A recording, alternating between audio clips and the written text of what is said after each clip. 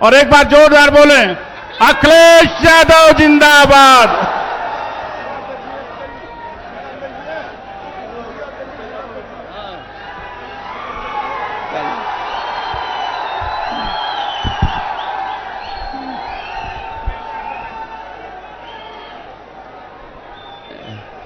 Samajwadi party के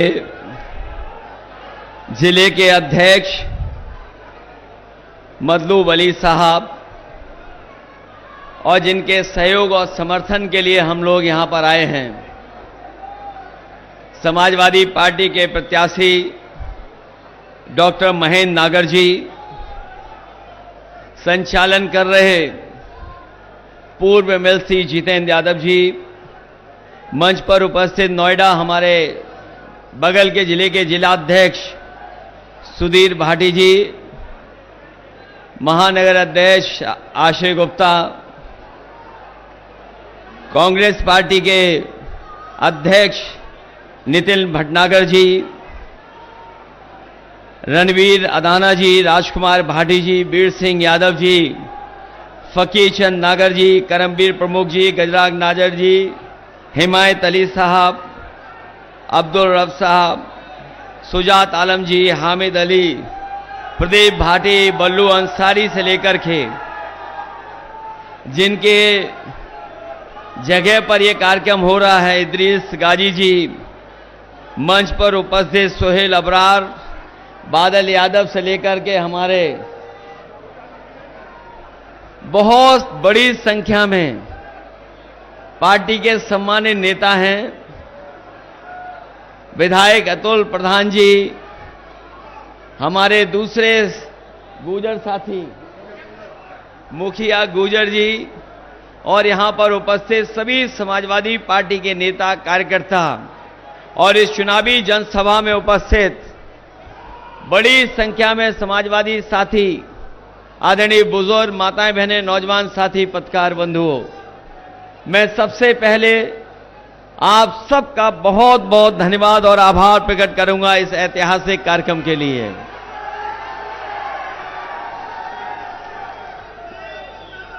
जब हम और आप लोग यहां पर सभा कर रहे हैं, ये दूसरे चरण का चुनाव है और पहले चरण में मतदान हो रहा है। जो पहले चरण से खबरें आ रही हैं, उससे महसूस हो रहा है कि इस बार पश्चिम की हवा भारतीय जनता पार्टी का पूरा सफाया करने जा रही है।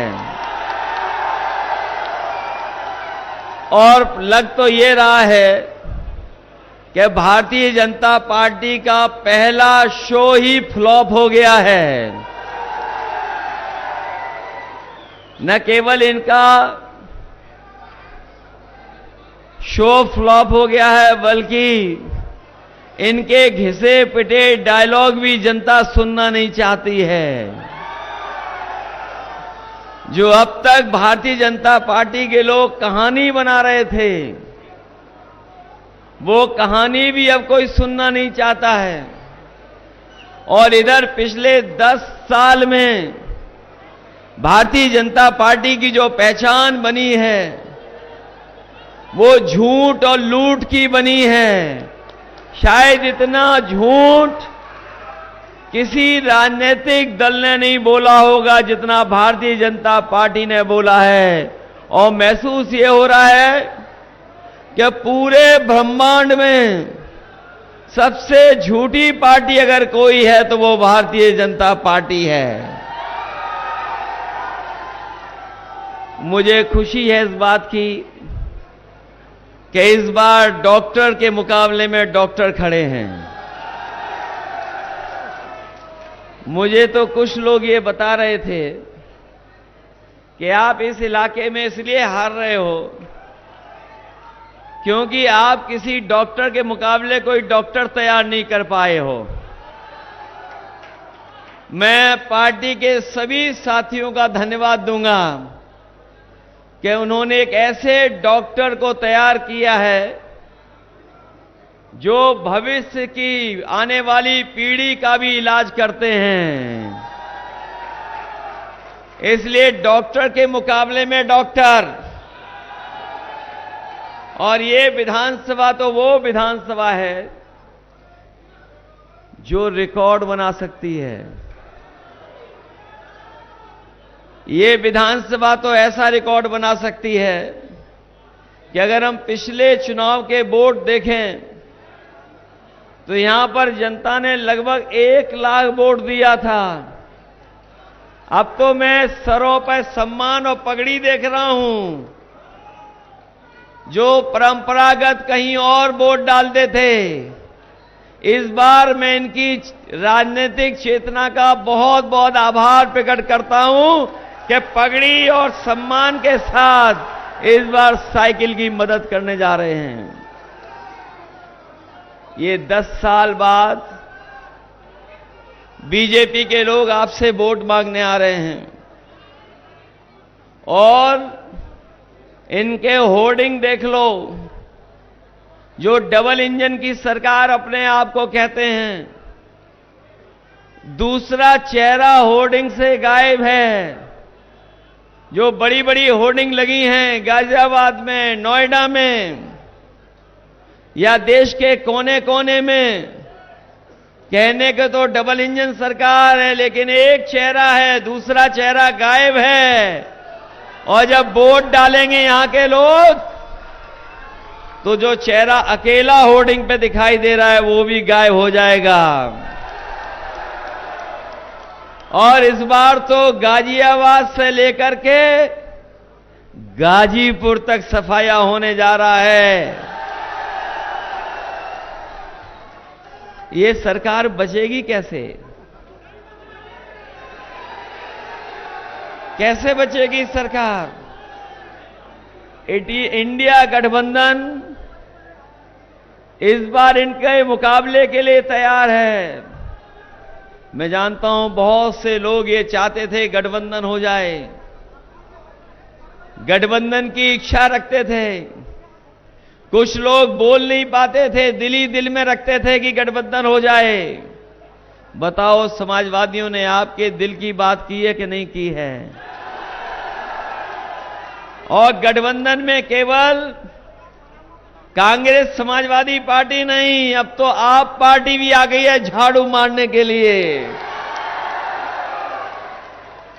और हमारे किसान नेता मंच पे कह रहे हैं, जो हमारे किसान संगठन के नेता हैं, ये जानते होंगे इन्हें कितना सरकार से लड़ना पड़ा है। केवल अभी नहीं, अगर हम पिछला भी संघर्ष याद करें तो हमारे किसान भाई सालों साल संघर्ष किए सरकार के खिलाफ। और एक समय तो ऐसा आ गया जब देश के किसानों ने आह्वान कर दिया काले कानून के खिलाफ, तो इस सरकार ने सड़कों में गड्ढे खुदवा दिए, आरसीसी की दीवार लगवा दी, कीलें लगवा दी, फोर्स लगा दिया। कोई अगर ट्रैक्टर के लिए डीजल भरवाने जाता था तो डीजल नहीं मिलता था। पाबंदियां लगा दी, पुलिस खड़ी कर दी जगह जगह। लेकिन हम अपने किसान भाइयों को बधाई देंगे, वो सालों साल रुके रहे, शहीद भी हुए, लेकिन वो पीछे नहीं हटे। अंतोगतवा सरकार को पीछे हटना पड़ा और तीनों काले कानून उन्हें वापस लेने पड़े। मैं अपने किसान भाइयों को आज के दिन, जब देश का चुनाव होने जा रहा है, मैं आपको यह बताना चाहता हूं कि इंडिया गठबंधन और समाजवादी पार्टी ने तय किया है कि जब भी सत्ता में आएंगे तो हमारे किसानों के लिए कानूनी एमएसपी का अधिकार दिलाने का काम हम लोग मिलकर के करेंगे। जो लोग कहते हैं कि हमने 80 करोड़ लोगों को राशन दे दिया, जो अपनी उपलब्धि बता रहे हैं, मैं उनको कहना चाहता हूं कि केवल हमारे किसान और किसान परिवारों के लिए फसल की कानूनी अधिकार दे दो, आपको 80 करोड़ लोगों को कभी राशन नहीं देना पड़ेगा। आपको फसल की गारंटी दे दो, एमएसपी की गारंटी दे दो, आपको राशन नहीं देना पड़ेगा। जहां किसान तैयार है वहीं हमारा नौजवान भी तैयार है सरकार को हटाने के लिए। ये नौजवान वो है जो नौकरी की तलाश में, रोजगार की तलाश में सरकार में न जाने कितना निराश हुआ, परेशान रहा, परीक्षाएं लिखी, तैयारी की, ट्यूशन पढ़ाई की, जो कुछ कर सकते थे नौजवानों ने अपनी परीक्षा के लिए तैयारी की। लेकिन दुर्भाग्य है कि भारतीय जनता पार्टी की ऐसी सरकार है जहां पे कोई परीक्षा होती है उसका पेपर लीक हो जाता है, और केवल एक लीक नहीं हुआ पेपर। हमारे नौजवान जानते होंगे जो जो परीक्षा हुई है अभी तक उत्तर प्रदेश में, सब परीक्षाओं में पेपर लीक हो गए, और अभी तक 9 से ज्यादा परीक्षाएं के पेपर लीक हुए हैं। किसी को नौकरी नहीं देना चाहती सरकार। अभी हमने जब गणित का हिसाब किताब लगाया तो मैंने कहा कि अगर उत्तर प्रदेश में जो परीक्षाएं जिनके पेपर लीक हुए हैं उन नौजवानों की संख्या 60 लाख है, और यही 60 लाख नौजवान अगर उनके मां बाप को जोड़ दें तो 60 लाख परिवारों में 3 सदस्य हो गए जो इस सरकार के खिलाफ हैं। अगर 60 लाख का गुणा हम 3 से कर दें तो 1 करोड़ 80 लाख बनता है, और यही 1 करोड़ 80 लाख अगर 80 लोकसभाओं से भाग दे दें तो हर लोकसभा में 2,25,000 इस भारतीय जनता पार्टी का वोट कम हुआ है। जिस दल के खिलाफ किसान और नौजवान हो वो सरकार बचेगी कैसे, ये बता दो हमें आप। क्या सरकार बचेगी? और चाहे बड़े बड़े चैनल इलेक्टोरल बॉन्ड के बारे में बताएं न बताएं, लेकिन हमारा एक एक नौजवान जो मोबाइल चलाता है, जो देखता है, वो जानता है कि इलेक्टोरल बॉन्ड की चोरी जब से पकड़ी गई है तब से भारतीय जनता पार्टी का बैंड बज गया है। और जब कभी इलेक्टोरल बॉन्ड के बारे में बात होती है तो बीजेपी के लोग घबरा जाते हैं, कईयों को बेहोशी छा जाती है। इलेक्टोरल बॉन्ड का नाम सुनते ही भारतीय जनता पार्टी के कुछ नेता इलेक्टोरल की मांग करते हैं, इलेक्टोरल की मांग करते हैं, इतना घबरा जाते हैं कि उनके पास कोई जवाब नहीं है, इलेक्टोरल पीने का काम कर रहे हैं। बताओ इलेक्टोरल बॉन्ड में चोरी हुई है कि नहीं चोरी हुई है?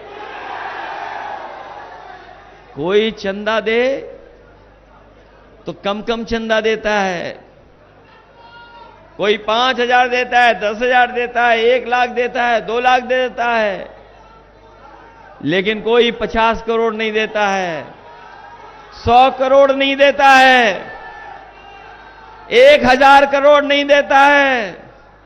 याद है कि नहीं याद है? बीजेपी के लोगों ने कहा था कि न खाएंगे न खाने देंगे, लेकिन ये बीजेपी के लोग तो ऐसा खा रहे हैं कि डकार भी नहीं ले रहे हैं। बताओ ये डकार भी ले रहे हैं कि नहीं ले रहे हैं? इसलिए सावधान हो कि नहीं सावधान हो आप लोग? जहां तक विकास की बात हो रही है, ये लोग विकास नहीं कर रहे हैं, केवल विकास के नाम पर प्रचार कर रहे हैं। मैं अपने तमाम लोगों को कहना चाहता हूं, ये चुनाव जहां किसान और नौजवान के भविष्य का है, वहीं ये चुनाव संविधान को बचाने का भी चुनाव है, ये चुनाव लोकतंत्र बचाने का भी चुनाव है, ये चुनाव हमारे आपके भविष्य के साथ साथ आने वाली पीढ़ी के भविष्य का भी चुनाव है। इसीलिए हम लोगों ने गठबंधन बना करके इस भारतीय जनता पार्टी का मुकाबला करने का काम किया है, और जिस तरह का समर्थन मिल रहा है, जिस तरह का सहयोग मिल रहा है, और कई ऐसे समाज के लोग निकल पड़े हैं सरकार को हराने के लिए निकल पड़े हैं, और हर तरफ इनके खिलाफ पंचायतें हो रही हैं, खुल करके लोग इनके खिलाफ आ गए हैं। और ये जो डबल इंजन की सरकार है, इस चुनाव में केवल एक सरकार नहीं जाएगी, एक वोट डालोगे लोकतंत्र संविधान तो बचेगा बचेगा, दो दो सरकारें चली जाएंगी, ये रोक नहीं पाएंगे। इसलिए हम आपसे कहना चाहते हैं कि ये जो एनडीए वाले, ये जो गठबंधन बना करके घूम रहे हैं बीजेपी के लोग, ये कह रहे हैं कि परिवारवाद की परिभाषा दे रहे हैं। हमने तो कई मौकों पर कहा और फिर कहता हूं कि बीजेपी के लोग संकल्प लें कि किसी भी परिवार वाले को टिकट नहीं देंगे और किसी भी परिवार वाले से वोट नहीं मांगेंगे। क्या ये बीजेपी के लोग ये संकल्प ले सकते हैं? इन्हें हमारा आपका परिवार दिखाई दे रहा है, लेकिन उन्हें अपना सबसे खतरनाक परिवार नहीं दिखाई दे रहा है, जो नफरत फैला रहा है, समाज में दूरियां पैदा कर रहा है, साजिश भी करता है, षड्यंत्र भी करता है। पूरे दुनिया का सबसे खतरनाक परिवार अगर किसी के साथ है तो वो भारतीय जनता पार्टी के साथ है। इसलिए सावधान रहोगे कि नहीं रहोगे? मैं आपसे एक बात और कहना चाहता हूं, जब कभी हम लोग तानाशाही का नाम लेते हैं, हिटलरशाही का नाम लेते हैं, तो हमें और आपको वो जर्मनी याद आ जाती है। याद रखना, जो जर्मनी का तानाशाह था वो लोकतंत्र के माध्यम से ही, वोट के माध्यम से ही पहुंचा था और एक बार गद्दी पर बैठ गया था, फिर गद्दी से नहीं हटा। इसलिए हम आपसे अपील करना चाहते हैं, आज तो वोट डाल ही रहे हैं लोगों ने ऐतिहासिक वोट डाला, अभी तो शाम तक वोट डालेंगे। जहां पहले क्षण में लोग वोट डाल रहे हैं सुबह से, मैं उनसे और अपील करता हूं कि जब तक उनका वोट पड़ जाए तब तक लाइन से ना हटें, और जो साथी अगर वोट के लिए रह भी गए हैं तो उनको बुला करके वोट डालें, क्योंकि यही वोट है जो हमारे लोकतंत्र और इन तानाशाहों से बचाने का काम करेगा। क्योंकि झूठे लोग हैं, ये झूठे लोग हैं और झूठ के साथ साथ ये लूटने का भी काम करते हैं। हम अपनी उपलब्धियां क्या बताएं? हमारे बुलंदशहर और नोएडा, ग्रेटर नोएडा के लोग जानते होंगे कि जब जब समाजवादी सरकार आई है, काम किया है। आज भी सड़कों पर अगर कोई तकलीफ और बीमारी में है, परेशानी में है, अगर कोई फोन मिलाता है, एम्बुलेंस मांगता है, तो फोन करने पर अगर एम्बुलेंस पहुंचती है तो वही एम्बुलेंस है जो कभी समाजवादियों ने शुरू की थी, वही हमारे गरीबों की मदद कर रही है। बताओ बीजेपी ने कितनी एम्बुलेंस बढ़ा दी? अगर बढ़ाई हो बीजेपी ने एम्बुलेंस तो बता दो। और इसी तरह पुलिस समय पर पहुंच जाए, लोगों की मदद करे।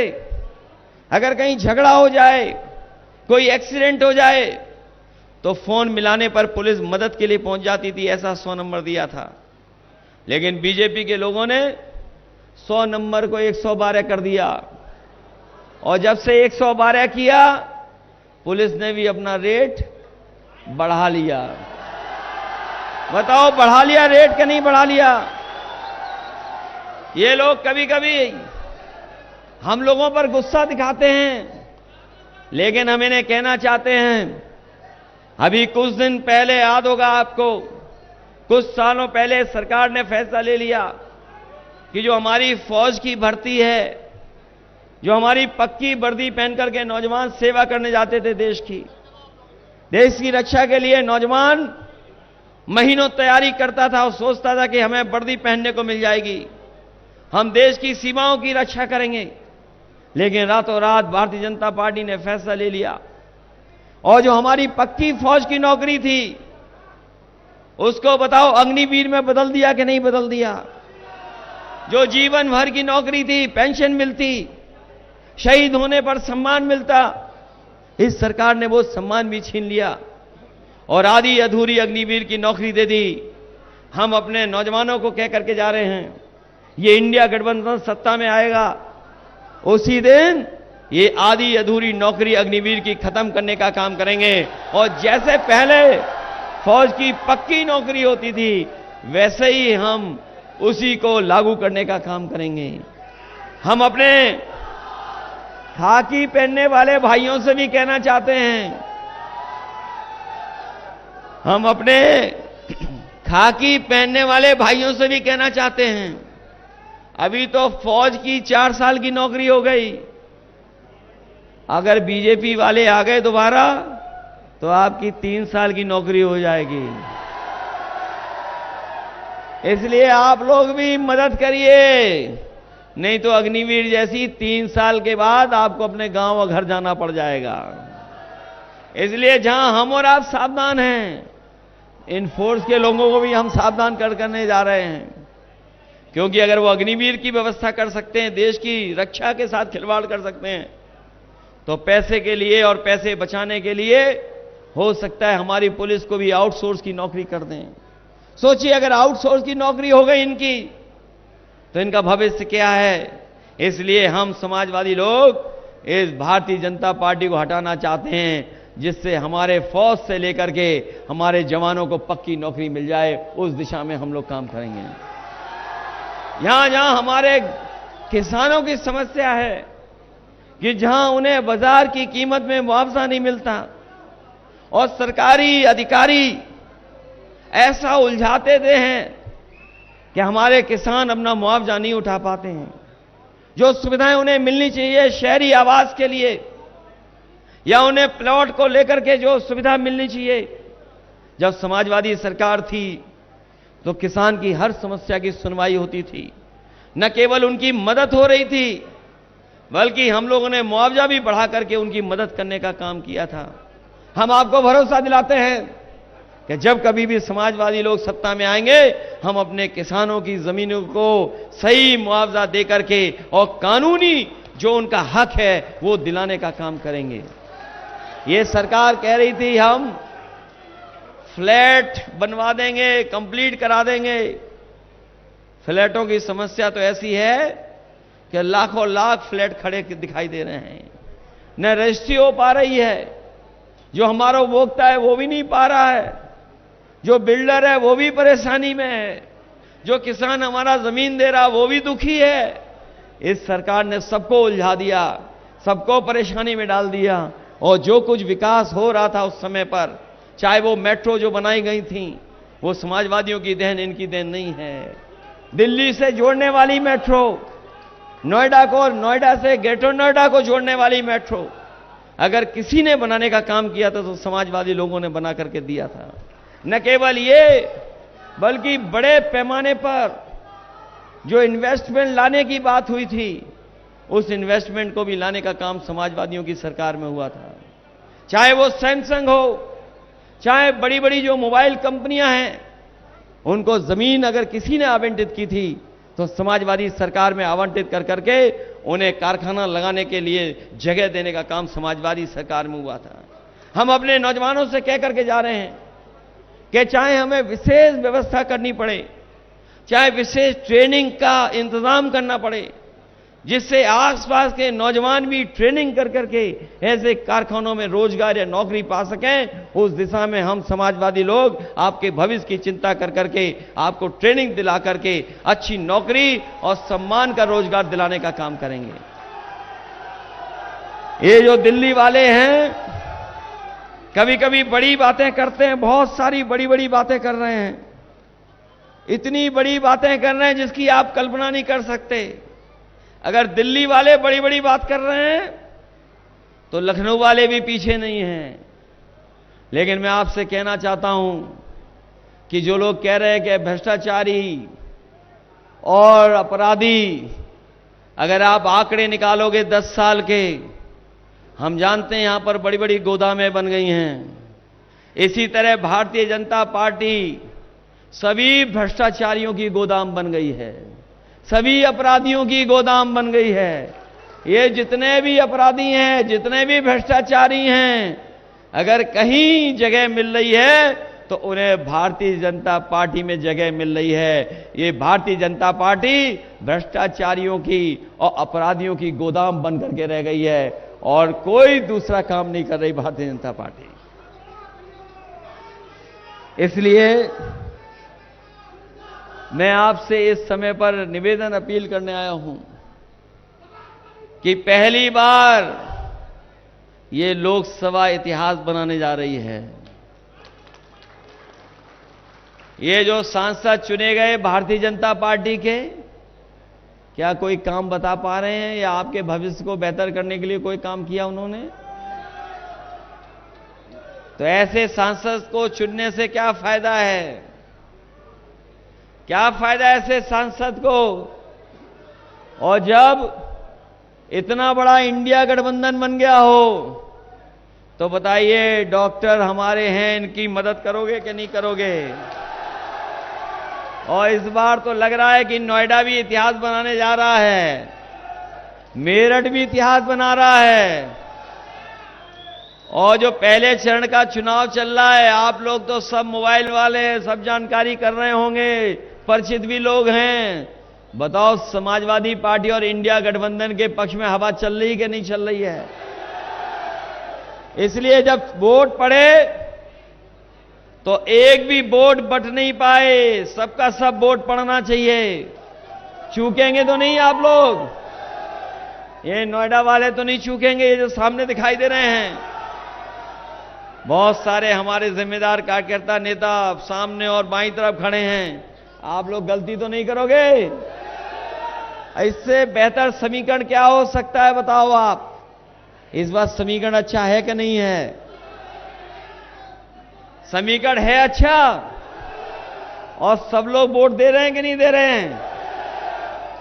इसलिए याद रखना, समाजवादियों ने बहुत काम करके दिखाए थे। आज भी लोग याद करते हैं कि समाजवादियों ने जो काम उपलब्धियां उस समय की थी। इसलिए सब लोग मिलकर के हमारे डॉक्टर महेंद्र नागर जी के पक्ष में वोट डाल देना, एक एक वोट दे करके इन्हें जिताने का काम करना। यही निवेदन, यही अपील मैं आपसे करना हूं। आप सबका बहुत बहुत आभारी हूं, और अपनी टैटू टीम का भी बहुत बहुत आभार कि जो एक नई तरह की नई टीम बना करके निकले हैं। हमें पूरा भरोसा है कि जो इंडिया गठबंधन बना है, नई उम्मीदों के साथ, हमारा मिली जुली संस्कृति को मजबूत करने वाला, हमारा ये इंडिया गठबंधन भाईचारे को आगे बढ़ाने वाला, हमारा इंडिया गठबंधन देश को आगे ले जाने वाला और दुनिया में अपनी पहचान बनाने के लिए भारत को आगे बढ़ाने वाला काम हम लोग मिलकर के करेंगे। हमें पूरा भरोसा है हमारे किसान भाइयों पर, नौजवानों पर और आई हुई जनता पर कि सब लोग मिलकर के डॉक्टर महेंद्र नागर जी को वोट देकर के जिताने का काम करेंगे। और हमारे जो पगड़ी पहन करके बड़ी संख्या में लोग आए हैं, मैं इनका भी आभारी हूं कि इन्होंने अपना सम्मान सर पर रख करके ये तय कर लिया है कि अगर किसी के सर पर पगड़ी इस बार पहुंचेगी तो डॉक्टर महेंद्र नागर जी के सर पर पगड़ी होगी। बहुत बहुत धन्यवाद, बहुत बहुत बधाई आपको। जिस मिट्टी में हम जन्मे,